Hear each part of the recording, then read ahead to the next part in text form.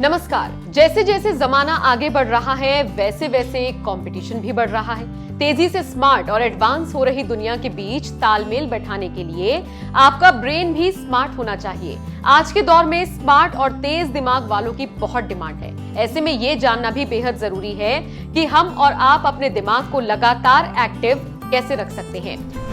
रोजाना एक्सरसाइज करके तो आप माइंड को शार्प कर ही सकते हैं। इसके साथ साथ आयुर्वेद की मदद से भी ब्रेन को शार्प रखा जा सकता है। जी हाँ, प्रकृति ने हमें बहुत सारी जड़ी बूटियां और औषधियां दी हैं जो हमारे शरीर और दिमाग को स्वस्थ रखने का काम करती हैं।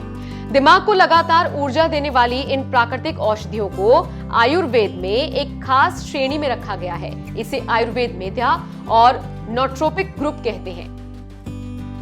चलिए आपको बताते हैं कि ये जड़ी बूटियां किस तरह से ब्रेन को एक्टिव रखने में मदद करती हैं।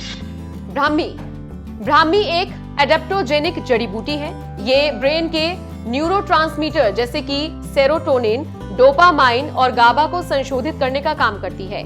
ब्राह्मी का सेवन करने वाले लोगों के दिमाग पर तनाव का असर बहुत कम होता है। और इतना ही नहीं, इसके नियमित सेवन से याददाश्त बढ़ती है, सीखने की क्षमता बढ़ती है और ताजगी बनी रहती है।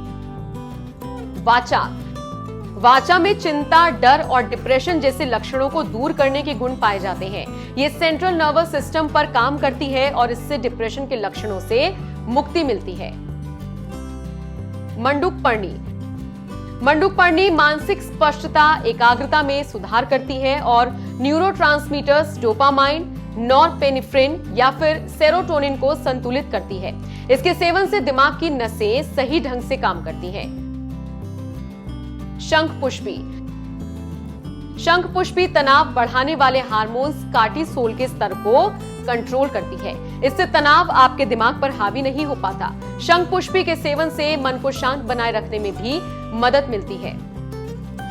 तो इन जड़ी बूटियों को आज से ही अपनी जिंदगी में शामिल कर लीजिए, क्योंकि ये दे सकती हैं आपको बहुत फायदा। ये जानकारी आपको कैसी लगी कमेंट करके हमें जरूर बताइए।